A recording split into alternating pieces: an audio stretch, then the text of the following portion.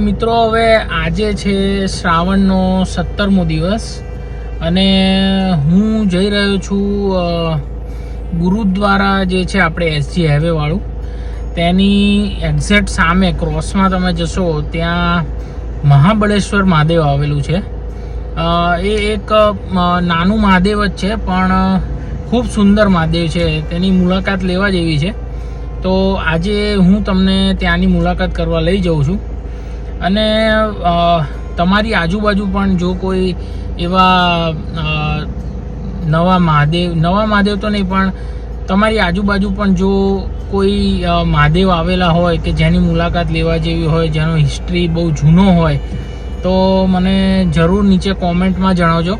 અને જો મારા વિડીયોઝ ગમતા હોય તો આ પેજને ફોલો કરી લેજો। તો ચાલો શરૂ કરીએ મહાબળેશ્વર મહાદેવની સફર।